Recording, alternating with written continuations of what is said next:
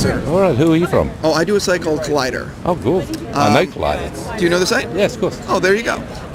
So I guess the big question, of course, is I know we're here for Lord of the Rings, but I have to ask, how many people just come up to you at an airport and say, "Greetings, Dr. Bishop"? Most people don't know my name. They say, water, water, water. Yeah, a lot. It's pretty huge. I will now jump into why we're actually here. When you think of Lord of the Rings, obviously, like it's a juggernaut of a trilogy. What's like the one thing you remember about filming the movies, or the one when you think back on it? I remember when I got to Wellington that I had a sense that the bar had been raised up to here, you know, the general expectation, and I got that sense as soon as I hit the place, and it stayed, and everyone agreed with me afterwards. It was like something had happened. Like Peter Jackson said, we're going to go here, and everyone said, okay, we can do that. And I think that was why it turned out to be possibly the greatest trilogy of all time, because everyone exceeded themselves at every level. It was an amazing thing. I completely agree. Of course, I have to ask, hypothetically, did you borrow anything from set while you were there? No, and I wasn't given anything either. I don't know what that was all about. No, I didn't borrow anything. Was I supposed to? I think, well, again, hypothetically, because you wouldn't actually take anything ever. Yes, I think you should always take something, a ring. All of that stuff was going off on tour.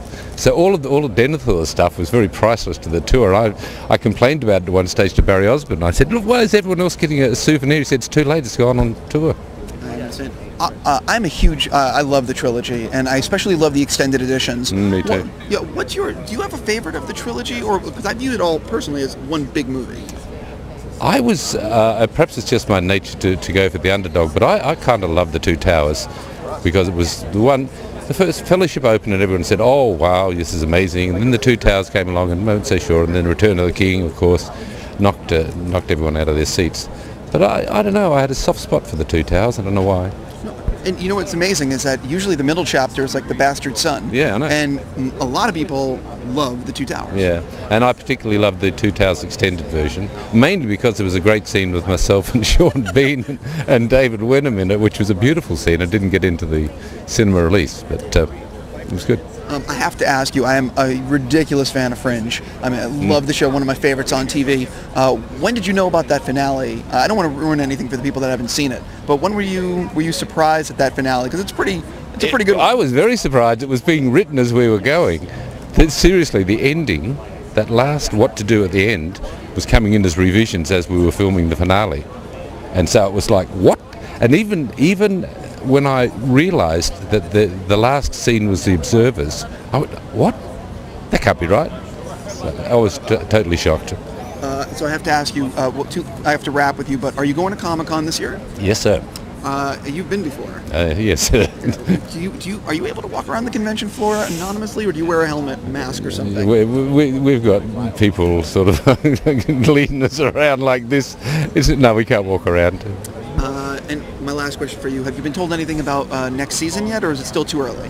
It's too early. I mean, I had a talk to the writers the other day, and it was just a preliminary talk about things, about the reset. And I don't feel confident talking about it at this stage. I don't have a clear enough idea myself, and I'm rather keen to get onto that because I'm going to start filming it in about 3 weeks. So the reset will be along the lines of what happens if Peter isn't there? What if Peter hadn't been the catalyst for so many things? How would they have? That won't last for long, obviously. But I think there's that element in it, and given, for example, that Peter was Walter's salvation, and then the reason for Walter becoming good as time went by was because of Peter, how would he go if he didn't have him? So those sorts of interesting questions. Totally. I have to wrap with you. Thank you so much. Great really pleasure. Huge fan of your work. Yeah, thanks, Collider. I know you've been looking after us.